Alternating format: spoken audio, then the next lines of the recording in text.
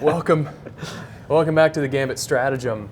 I guess we're just going to call it the podcast, Gambit Stratagem Podcast. This will be a little longer form kind of video where Sean and I just kind of BS our way through some topics, and we have opinions. They're not necessarily correct. Neither of us are doctors. With a strong emphasis on they may not be correct. Yeah. Professional, we're professional movement correctionists and instruction givers. Yeah. I would say. Yeah, that's fair. Yeah. I'm Andrew Essick. This is Sean Crocker. Ooh. I was ready for it. I heard it. Sorry, we'll get it down. We'll get there. Early in the game. Get there. You know, the 30 people that watch this video will get over it.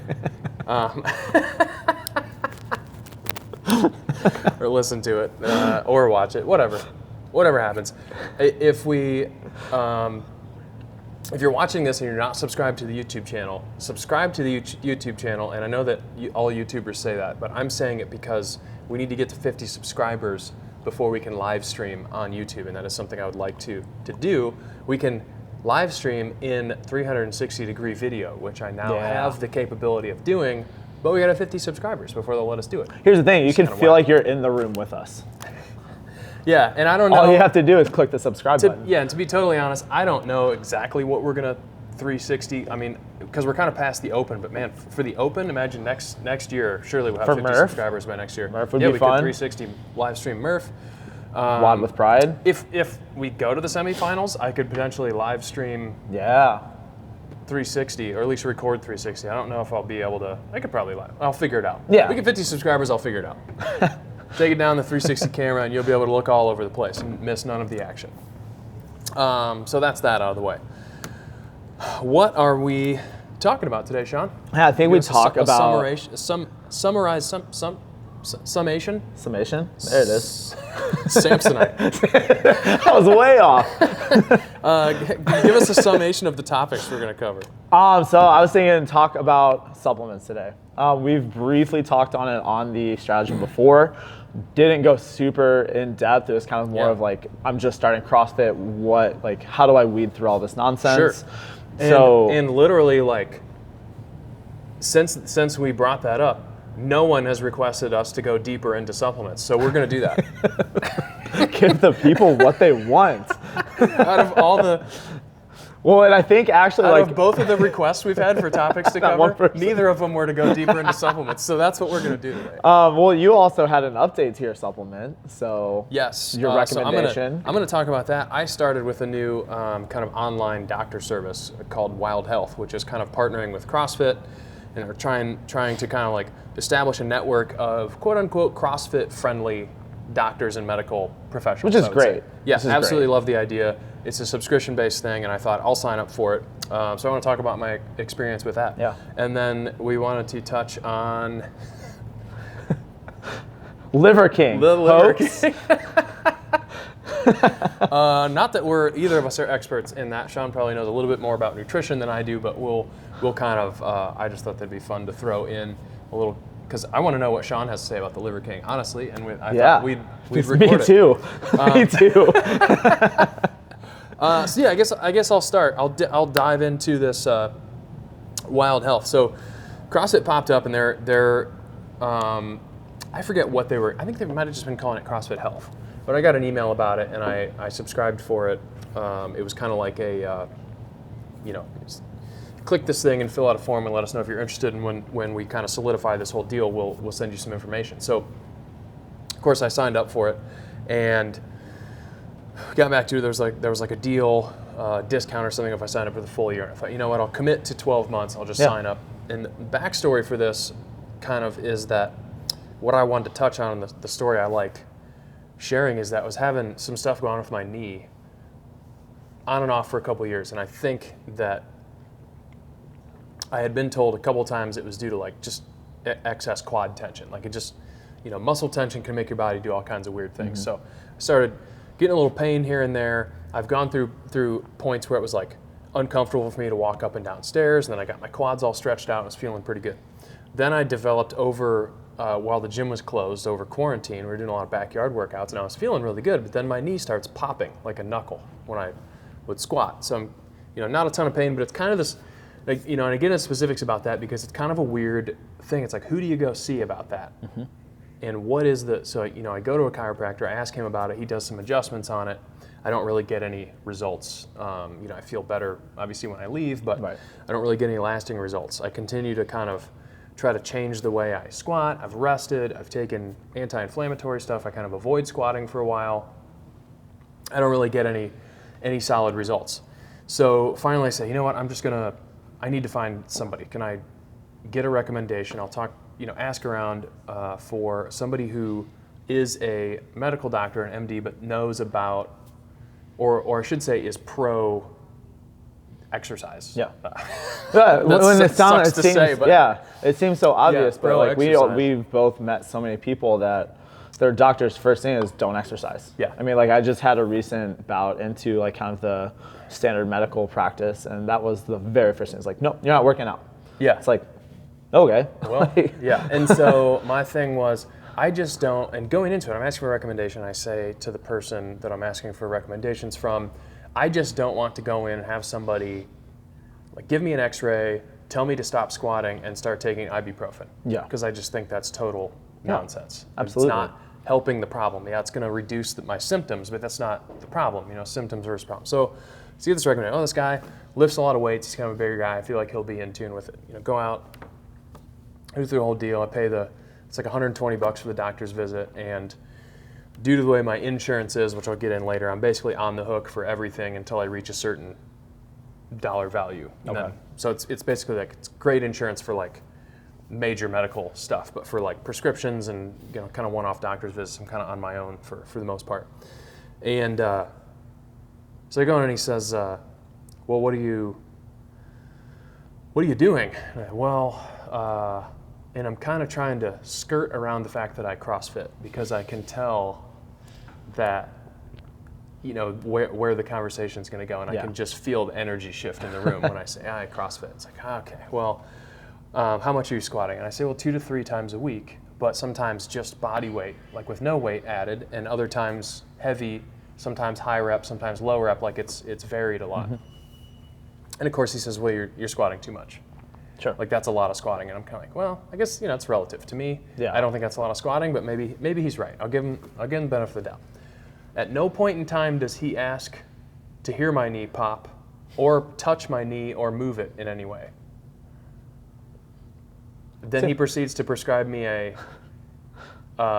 X-ray lower in the building, with no discussion of what that's going to cost or entail. Sure. And so I go downstairs and I get that, and then he tells me to take 600 milligrams of ibuprofen for a week. So exactly what you didn't want. You can't take it long term because it'll. Is this the CrossFit doctor or? No. This is my MD before I got. This is. I'm still explaining why I signed up for Wild Health. I'm there with you. Yeah. So I go and take the X-ray. He sends me like an email through like an email portal, which I'm like, okay, this is kind of slick. I just get an email, I don't have to call him, whatever. And he says, the X-ray looks good. Nothing going on there. I'm like, okay. And I get the deal I've kind of heard or had before. Next step is we could do an MRI, but depending on your insurance, they're like $1,200 a pop. Mm-hmm. So I'm like, all right, well, I don't think I want to do that. I think I'll just try and kind of figure it out, I guess. And then I get a bill in the mail for like $650 for the X-ray. So I'm in roughly between $700 and $800 for a guy to tell me take ibuprofen. My X-rays look good, to squat less, and to take ibuprofen. And I'm so mad I can't see straight. I'm so mad because I just think what is wrong with our whole system, and why am I powerless to do anything about it? So Wild Health pops up, and I'm like, sure, let's get on board. Mm-hmm. And my first call's with so you have an MD, and then you have like a life coach or a health coach who's not a doctor, like a medical practitioner. They're just like general, like, I talked to her about breathing exercises, meditation, all the kind of stuff you don't really need a degree for, but is very valuable stuff. Okay, you're already doing CrossFit 5+ days a week. That's great. We've got the exercise thing.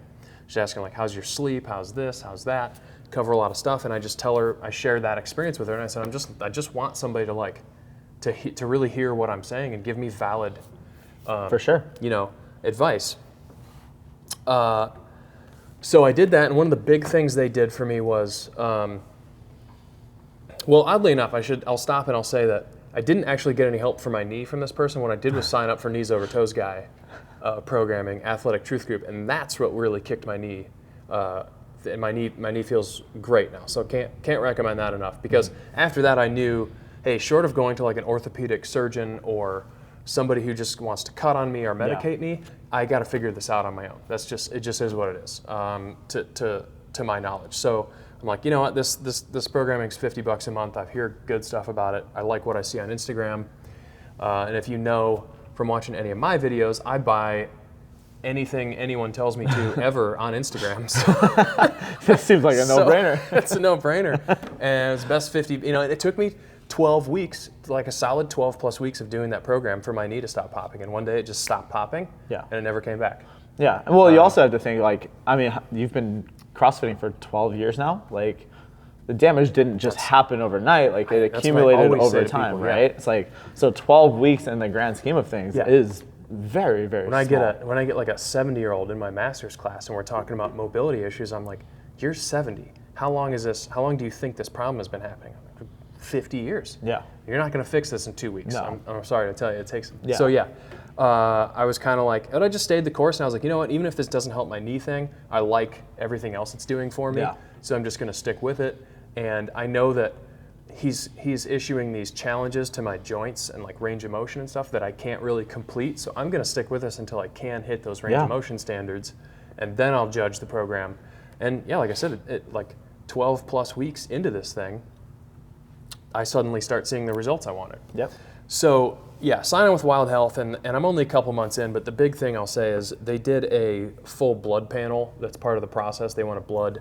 They send you a thing to like spit in for DNA, and they run like, according to your DNA, are you at risk for heart disease or diabetes and all this other stuff? Mm-hmm. And then they run blood panel, which they kept saying, you have to go in fasted. You can't eat anything for like 16 hours beforehand or something, or 12 hours, whatever it is. And then they kept saying it's a lot of blood. So I'm pretty averse to needles. Yeah. So I'm freaking out. So I'm like, what do they mean a lot of blood? So I'm just like dreading You're this. about to pass out before. And I go in, it's a young guy who's probably like college age or a little post-college who's gonna take the blood, and I'm kind of looking at him like, you're the guy that's gonna take the blood? Okay. And you just go to some lab. It's not like a hospital or anything. Yeah. It's like in an office building, and you kind of feel like, this is where I feel like I'm walking into an accountant's office or something. And they're just like, they're gonna puncture my skin and let blood run out of my body in here. So I tell the guy, I'm like, yeah, I just really don't like needles, man. He's like, what? Get out! Are you kidding me? And he's giving me a hard time, and he's like, no. And I was like, well, so he does the thing, and it's over in like 45 seconds. It feels like 45 to 60 seconds. And I was like, oh, is that it? He's like, yeah. He's like, dude, they told me it was going to be a lot of blood. And he's like, why would they tell you that? I was like, I don't know. They told me multiple times. It does like seem like prepare me, and I was like, it was not a lot of blood. Even if it was a lot of blood, that seems like the worst thing to say. Well, they take like 5 vials. Yeah. But the vials are like this big. Yeah, they're not big. It's not even like donating blood. I thought I was gonna have to like lay on a bed and eat cookies and crap afterwards. And like, they just walk out. So anyway, they give you the report. I get on the phone or the like a video call with the MD and the health coach. Go through this whole 50-page report. They recommend a host of supplements, which is what led us into our supplement conversation. Which in a previous video we talked about branched chain amino acids being a really harmless and good like base level supplement for people to take. Well, it turns out, according to my DNA, my body interprets branched chain amino acids as sugar.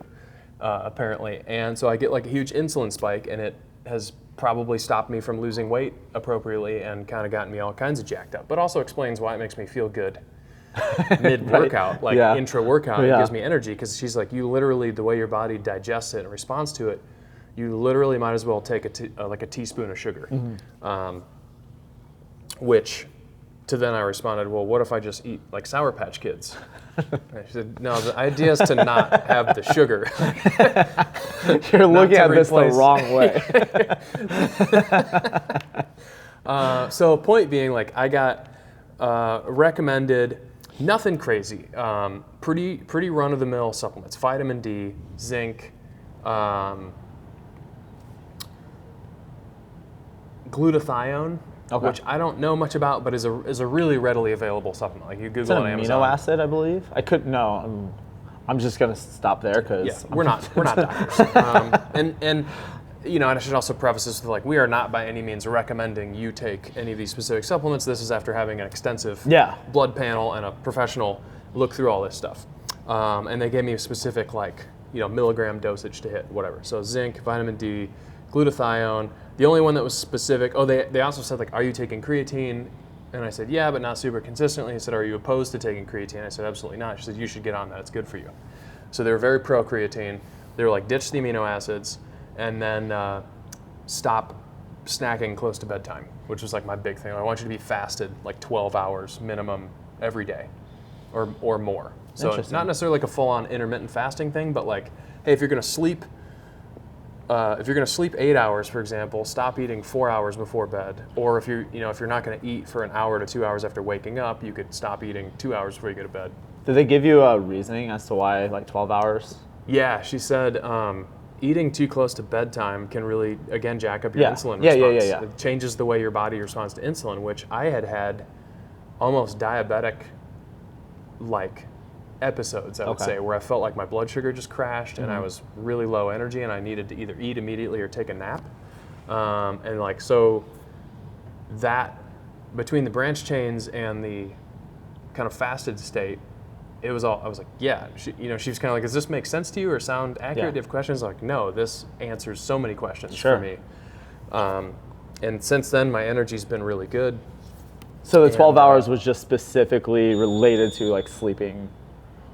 Yeah, it was like, we want your body to be fasted for 12 hours, and the best time to do that is overnight because you're by default. And that's just to kind of regulate your insulin levels. And, and I think that's pretty blanket advice for humans. It's like, you want to be fasted at least a portion of your day, because that's just kind of the way you're designed to operate. But for me specifically, she's like, I always just thought of it in terms of calories in, calories out. And I thought, well, yeah, I know snacking close to bed isn't great because then I go to sleep and I'm not necessarily digesting food as well as I could, but like... also shuttling energy away from recovery into digesting food. Yeah, and it just never...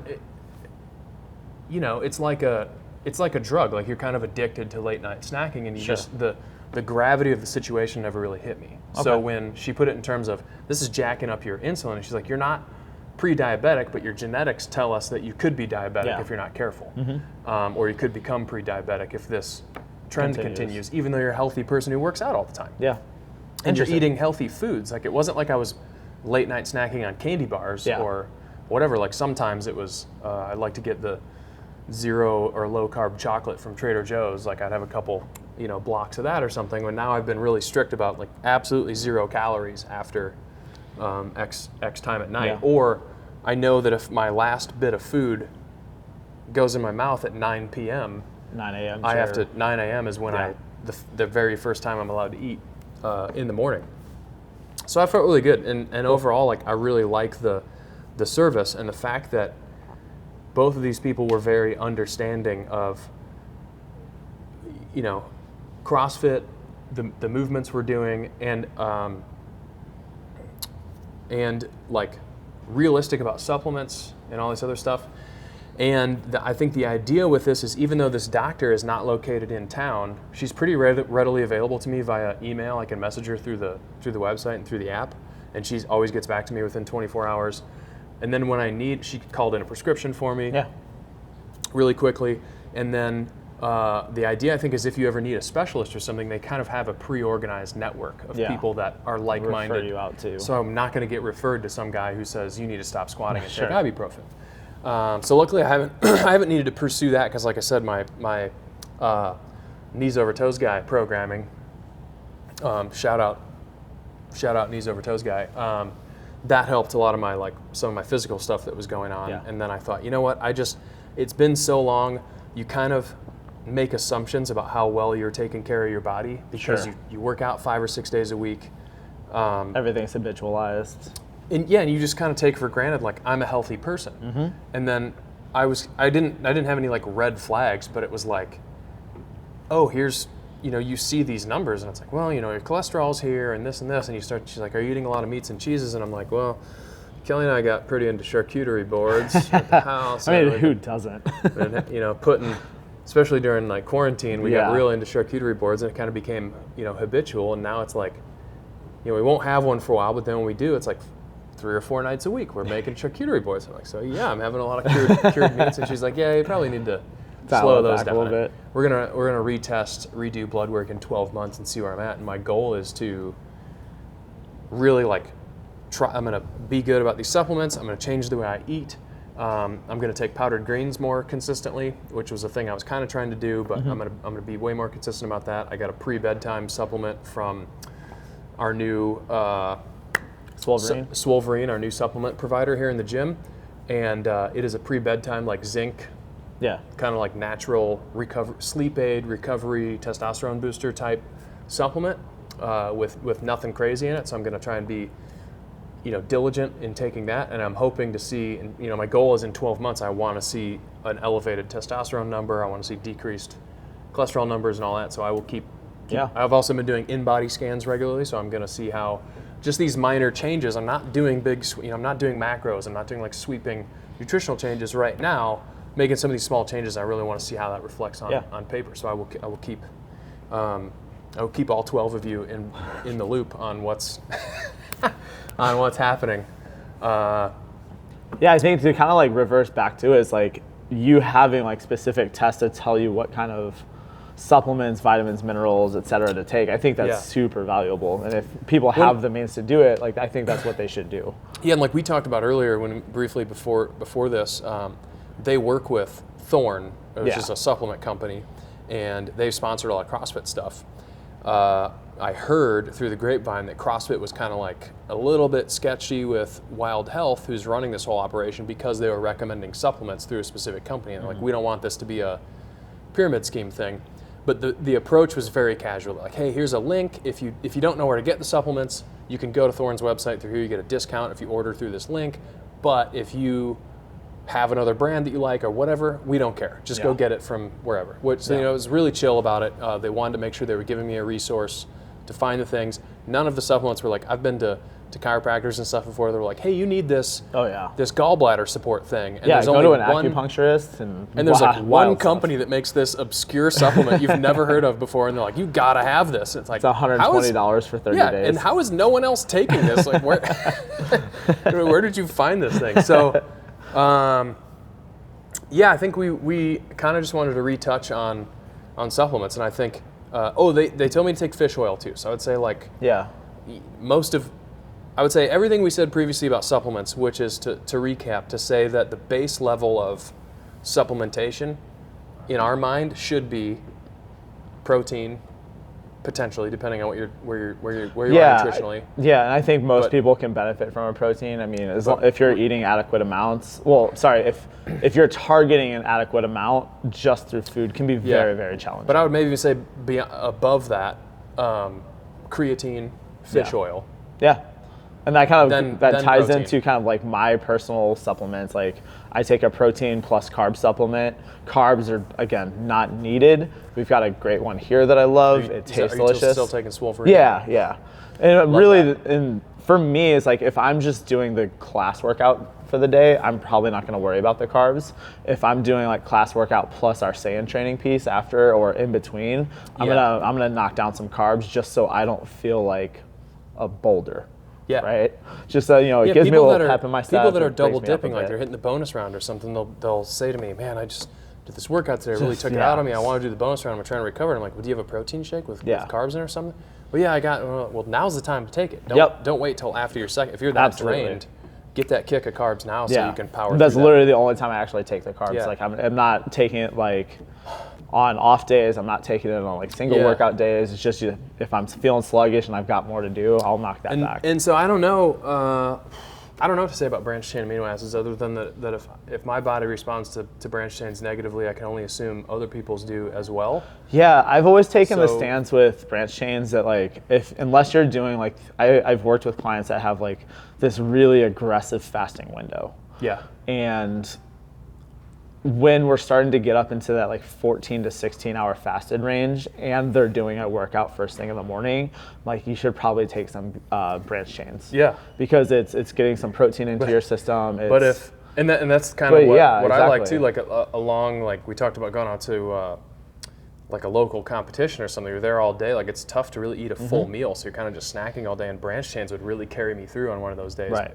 And now I know that I guess I just might as well have been eating Sour Patch Kids or something. Yeah, and I think so if you're fasting, I don't know. I guess go get one of these blood panels. Like, and you don't have to sign up for Wild Health. Like, this isn't an advertisement for Wild Health. You can go to Inside Tracker, or I'm sure there's a whole host of other companies. There's another one I can't think of. Those are the two. It's like a couple $100, and they'll give you a prescription or whatever to go to a local lab, and they'll just go draw some blood, and then you get the whole report back, and they'll tell you exactly what's up as well. I don't know if it's as in depth. Like, I don't know if a medical doctor calls you and goes over the whole report with you for an hour, but that's the deal. It's a resource. If you are interested, Wild Health did just send me a friends and family code, which I guess gets you 25% off. So if anyone is really curious about trying, fire me an email and I can share that code with you. I don't know if they want me to just slap it on a YouTube video or not, but maybe I will. We'll see.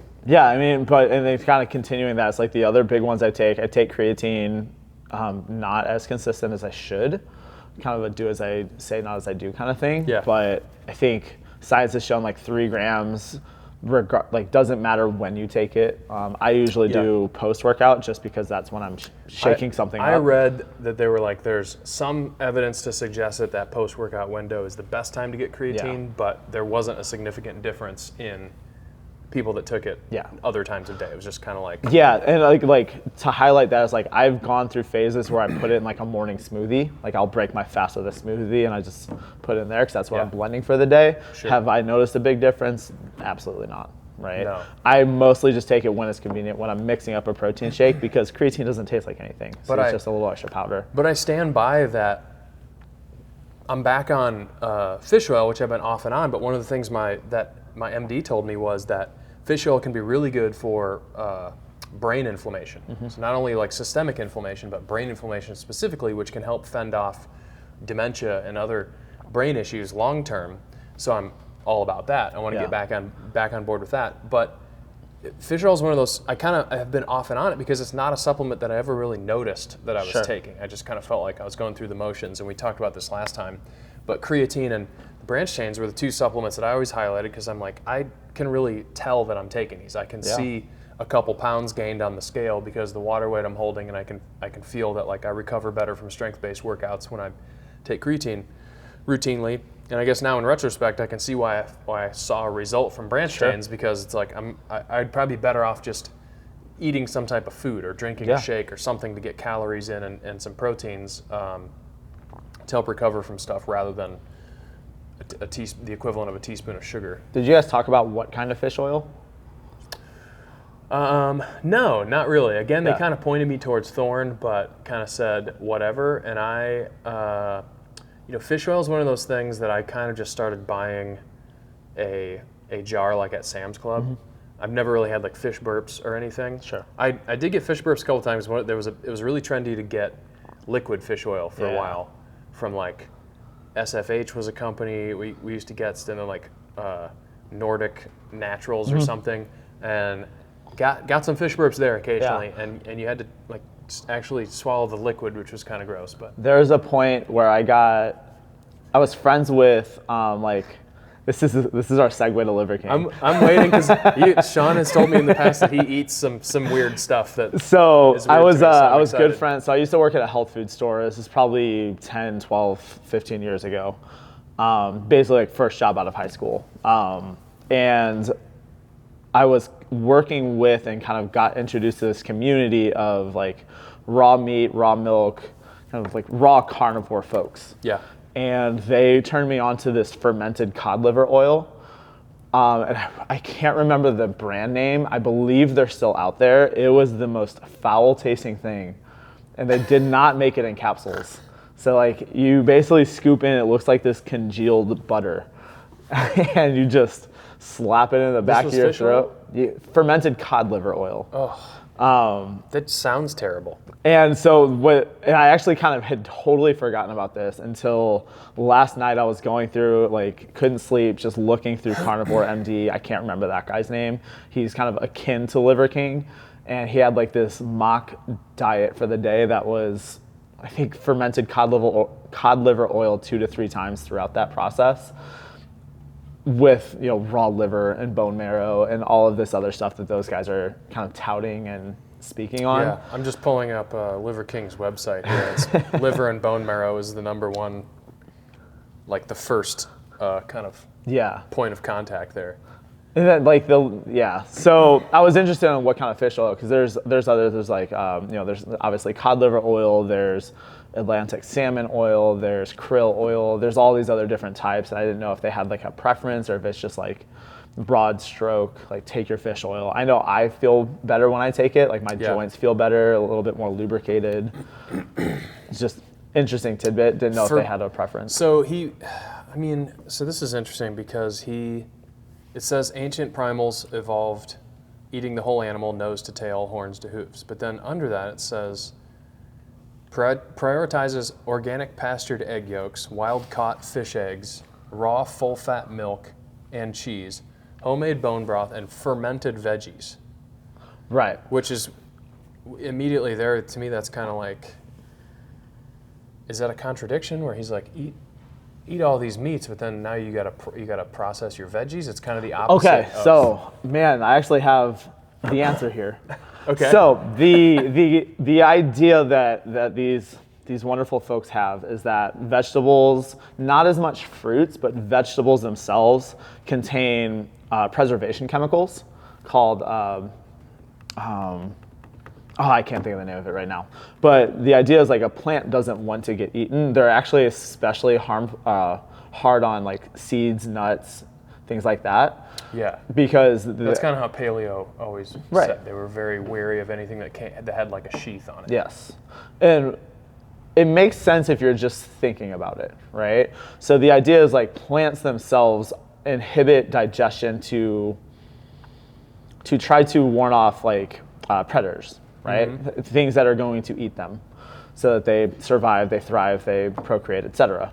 So the idea here is that through the process of fermentation, think like sauerkraut or kimchi or yogurt even, is that the bacteria goes in, they eat those digestion inhibiting chemicals, and then regurgitate out healthy bacteria, things like that. Yeah. So when I was reading through Carnivore MD stuff yesterday, there's kind of levels to his program. It's like the first level is you only eat fermented vegetables. The second level is you only eat fruits. The third level is you eat no vegetables or any plant matter. So it's interesting. I don't believe that. I was gonna say, what's your stance on that? I don't believe it. I think as long as you're cooking most of them, you're probably okay. I think heat's going to, and this is what I've kind of read, this is the antithesis you believe you should to cook most of your vegetables? I think you should cook most of the vegetables that I personally consume. When I'm looking at things like lettuce, I think carrots are probably okay. Broccoli is something I would cook 100% of the time. This is all the zero scientific evidence backing up. I just know that I get super gassy. This is where I'm going to flash the warning. This is like, I know if I eat raw broccoli, I get super gassy. Oh, interesting. Basically any of the like cruciferous because broccoli greens. is one of the few vegetables I like. I do cook it like in the air fryer most of the time. I also would extend that out to like kale and cauliflower and bok choy. Kale's gross unless it's cooked. Yeah, but I think like spinach, lettuce, like they don't have as dense fiber in them. Yeah. I think they're generally okay, because I know I can knock down a salad. And there's nothing like, when you look at lettuce, there's nothing like encapsulated. Like even broccoli has the tiny balls on the ends of it. It's like a thing closed around a thing. For sure. That's kind of like paleo's whole thing with grains was that it was in this protective sheath, and it would grow. They had all these reasons, like it grows a certain way off the ground to kind of like keep itself away from predators, and then it's in this sheath. It like doesn't taste good to most animals, so they would kind of steer clear of it. And grains actually, like, they have a bitter taste unless they're cooked or fermented. That allegedly is like this certain chemical, and I really wish I could remember the name of it, that inhibits digestion. Is why you can't eat them raw. But it's wild because all these things, it's kind of like you can find causation or correlation wherever you look hard enough. So a lot of the stuff, of course. When Kelly and I tried paleo, and I still say, like, I was the leanest I've ever been when we were doing like a zone paleo type diet, eating a lot of raw foods and no processed carbohydrates and everything, but it was extremely difficult. And you know, I still try and like all the stuff we've tried, I try to like learn from that and move on, but paleo can be very expensive, and it's, you know, you're eating these like piles of vegetables, and I just remember being like hungry all the time, and you want to just like shovel spoonfuls of peanut butter in your mouth and nuts. And I've heard of other people, they're just like, they go all in on the nuts and the seeds and stuff that they're allowed to have on paleo, and end up gaining weight because they're just so fat heavy. Yeah, just eating tons of calories. And all this stuff, a lot of I'm seeing the same with this on like the Liver King stuff. It's all about like, well, your ancestors ate this certain way, and that's where yada, yada, yada. And it's kind of like, well, yeah, it was the same thing with paleo. Like, they're trying to make this logical argument, and when you read it, you're like, yeah, that makes sense. And I don't know that's necessarily right or wrong, but you know, you also look at the human lifespan being kind of longer now than it ever has been, and you can say like disease is more rampant, but some of that evidence, and again, this is just like my kind of off the cuff thing, it's like, hey, 100 years ago, were we able to diagnose half the diseases people have today?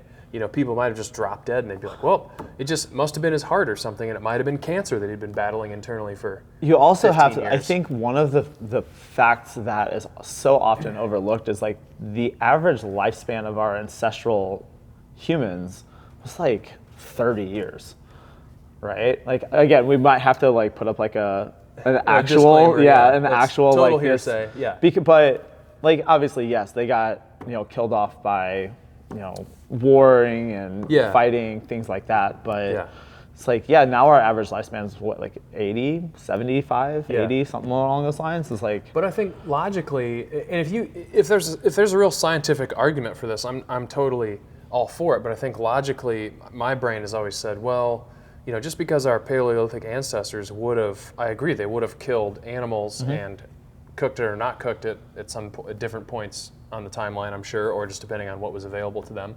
They probably would have grabbed, if they were somewhere where there was fruit growing, I could see them grabbing an apple or whatever and eating, and who would bite into an apple and be like, that's gross? You would start eating those and immediately adopt those into your diet.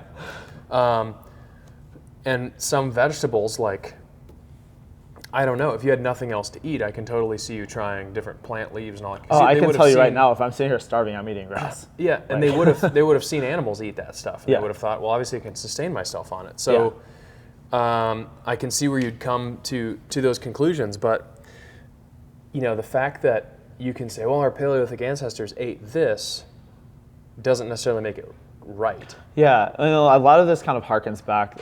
There's a dentist, of all people, that traveled to an Arctic civilization and found that like their teeth were amazing even though they never brushed their teeth. And that was kind of a sign of their health. And I again can't remember the name of the doctor now, but like their diet was whale blubber. It was whale blubber. I can confirm, my dad was a dentist, and when I went paleo, I can remember coming back from I was down here, I guess. I went back home. I was in St. Louis, and I went back home to Central Illinois to get a checkup, and they were like, your teeth look incredible. What have you been doing? That's awesome. I was like, I'm eating paleo. So there's definitely something to that. But again, like, is that necessarily, you know, all of these things are like, you can dig in and try and make correlation and causation anywhere. I don't know if that's necessarily right. So I think, long story short, for people watching or listening, I wouldn't necessarily recommend, I would just take all this stuff with a grain of salt. Do you think the Liver King is paid by Big Meat? Paid by Big Meat. That's going on the thumbnail. Do you think the cattle ranchers of America? I don't know, because Here's what I do know, to interrupt. That man has figured out marketing to a T. So I was looking at his website. Is he selling supplements or anything? Yeah, he's selling supplements. Because the reality is, like, finding kidneys is really hard. I know this from raw feeding my dog. It's damn near impossible. Unless you have access to, like, kind of off the beaten path, like Asian or foreign markets, it's so difficult to find. So what he does is he dehydrates and powders kind of the organ meats, the marrow, kind of all of this stuff, and makes supplements out of it. I watched a YouTube, I think from Zach Talander, my pronunciation might be wrong, where he dissected, I think PewDiePie did a dissection of Liver King's finances, like his income, and he's making like $2.4 million a month off of supplements, which is incredible. Liver King is? Yeah. So I don't really, what's interesting, I'm looking through his website. I don't really see anywhere to buy supplements. I know he is selling supplements, but it's not a great website. It's not. I think, our ancestors wouldn't have built great websites is this his website? Because it says thefittest.com. In any case, here's a meal plan. And I just want you, Sean, to tell me, as a nutrition coach, what you think of this meal plan. And I'm reading this, and this looks like one meal. 6 farm fresh eggs. That's his breakfast, which isn't too obnoxious. That's what I eat for breakfast. 6 eggs. 6 eggs for breakfast? I like to party in the morning, man. That's fine. I dump a lot of egg whites in, so I usually have 1 or 2 eggs, but I have a lot of egg whites. 30 gram protein shake. So that's a normal scoop. The whole beast with ice cold Mountain Valley spring mineral water. Yeah, you gotta have the Mountain Valley. Gotta have, Mountain Valley. Oh, that's a cheap brand of spring water, though. At least Mountain Valley, isn't that like kind of the Walmart bargain brand? No, I don't think so. We used to sell it at my old health food store. Oh, you can have it. Maybe like I'm thinking of in. Spring Valley. Spring Valley. You're thinking of Spring Valley. Okay, that surprised me. Well, okay, take that point away then. 100 grams homemade whole Greek yogurt with 30 grams of maple syrup. So 100 grams is 4 ounces, I think.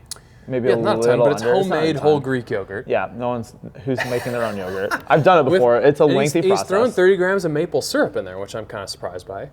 I also mix in 5 grams of creatine, 10 grams of collagen, 30 grams of almond butter, 20 grams of ghee, and 2 grams of Redmond sea salt. That's a pretty stout yogurt. Yeah, that's going to be thick. Yeah. 2 ounces of raw liver. I like to drizzle maple syrup and sprinkle Redmond sea salt. Yeah, he's a big believer in maple syrup. 1 ounce of raw bone marrow. I like to drizzle maple syrup and sprinkle Redmond sea salt. 1/2 pint of farm fresh raw milk, usually milked that morning. Note, if my stomach is full, I mix my shake with this milk instead of the Mountain Valley spring water. So just on an initial note, first and foremost, raw milk is illegal, impossible to find. I should take that back. It's not impossible. But it is sketchy. I read with the paleo stuff years ago that it was. So going back to that, like the group I was with had this raw milk source, and I went with them once, and we essentially drove 45 minutes to a house, put in a garage code. This is like exactly what I've read about.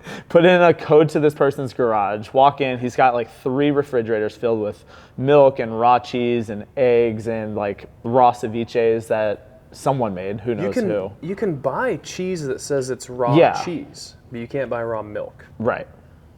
Interesting. And like you would take what you want, you'd put money in a shoebox, you'd close the garage and get out of town. That's great. It was an experience. I love that. So just as a note there. The other thing is like marrow's not super hard to find. Liver, not hard to find. But, however, something else that I haven't seen him or anyone else talk about is with organ meats, like your organs are processing waste, right? Yeah. So he doesn't specifically say like a grass-fed cow's liver. You can make the assumption, like on my end, that's me making the assumption.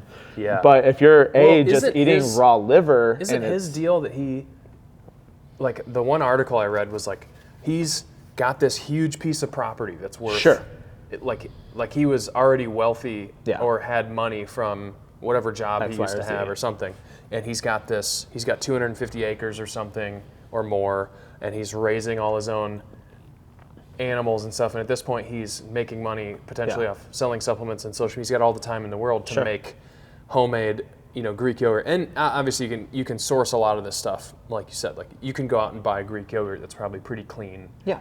Yogurt doesn't have to be necessarily. And you can homemade. buy liver at Walmart, but the reality is it's gonna be grain fed. It's going to be grain fed, and not necessarily just the liver, but like kidneys, especially if you're looking at getting into other secreting organs. All of this stuff is processing all of this waste. And he's eating all this raw too, which is right. This is where my big contention is all of this stuff is going to have to be cooked, especially the worst quality life that the animal had. Yeah.